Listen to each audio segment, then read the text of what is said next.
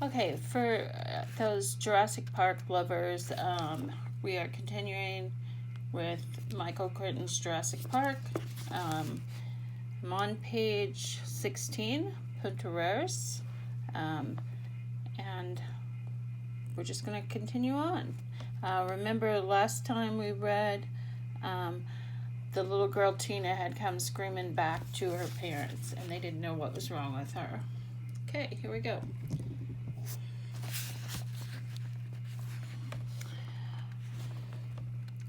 I think she's quite comfortable now, Dr. Cruz said, lowering the plastic flap of the oxygen tent around Tina as she slept. Mike Bowman sat beside the bed, close to his daughter. Mike thought Dr. Cruz was probably pretty capable. He spoke excellent English, the result of training at medical centers, and the Clinic Santa Maria, the modern hospital in Puntarenas, was spotless and efficient.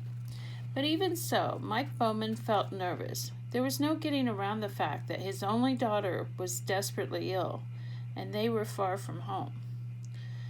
When Mike had first reached Tina, she was screaming hysterically. Her whole left arm was bloody, covered with a profusion of small bites, each the size of a thumbprint, and there were flecks of sticky foam on her arm, like a foamy saliva. He carried her back down the beach almost immediately. Her arm began to redden and swell. Mike would not soon forget the frantic drive back to civilization, the four-wheel drive Land Rover slipping and sliding up the muddy track into the hills while his daughter screamed in fear and pain, and her arm grew more bloated and red. Long before they reached the park boundaries, the swelling had spread to her neck, and then Tina began to have trouble breathing. "She'll be all right now," Ellen said, staring through the plastic oxygen tent.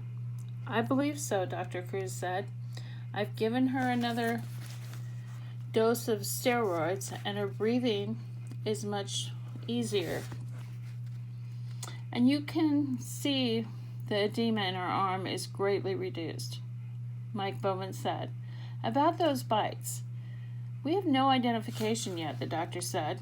"I myself haven't seen bites like that before, but you'll notice that they are disappearing. It's already quite difficult to make them out.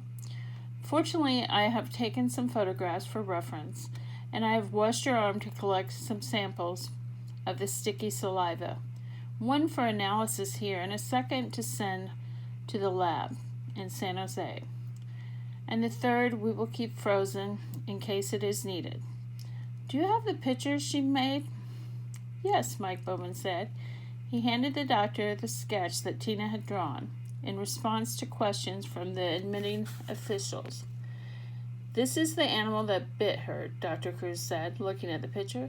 "Yes," Mike Bowman said. "She said it was a green lizard the size of a chicken or a crow." "I don't know of such a lizard," the doctor said. "She has drawn it standing on its hind legs." "That's right," Mike Bowman said. "She said it walked on its hind legs." Dr. Cruz frowned. He stared at the picture a while longer. "I am not an expert. I've asked the Dr. Gutierrez to visit us here. He is a senior researcher at the Reserve Biological de Catara, which is across the bay. Perhaps he can identify the animal for us." "Isn't there someone from Cabo Blanco?" Bowman asked. "That's where she was bitten." "Unfortunately not," Dr. Cruz said. "Cabo Blanco's has no permanent staff, and no researcher has worked there for some time. You were probably the first people to walk on that beach in several months, but I am sure you'll find Dr. Gutierrez to be knowledgeable." Dr. Gutierrez turned out to be a bearded man, wearing khaki shorts and a shirt. The surprise was that he was American. He was introduced to the Bowmans, saying in a soft southern accent, "Mr. and Mrs. Bowman, how you doing? Nice to meet you," and in explaining that he was a field biologist from Yale who had worked in Costa Rica for the last 5 years. "Marty Gutierrez," explained Tina, thoroughly lifting her arm gently. peering closely at each of the bites with a penlight, then measuring them with a small pocket ruler.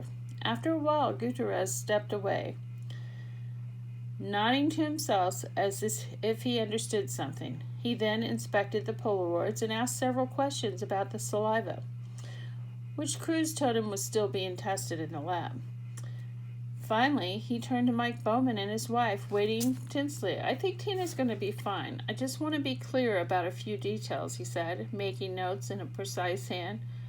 "Your daughter said she was bitten by a green lizard, approximately 1 foot high, which walked upright onto the beach from mangrove swamp. That's right?" "Yes." "And the lizard made some kind of vocalization." "Tina said it chirped or squeaked, like a mouse, would you say?" "Yes." "Well then," Dr. Gutierrez said, "I know this lizard," he explained. "Of the 6,000 species of lizards in the world, no more than a dozen species walked upright. Of those species, only 4 were found in Latin America, and judging in the colorization, the lizard could only be one of 4.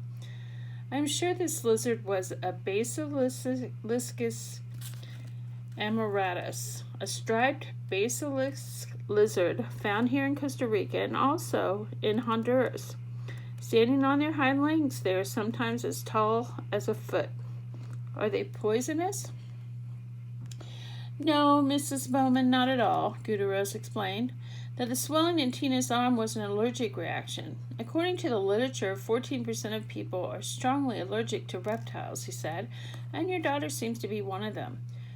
She was screaming. She said it was so painful."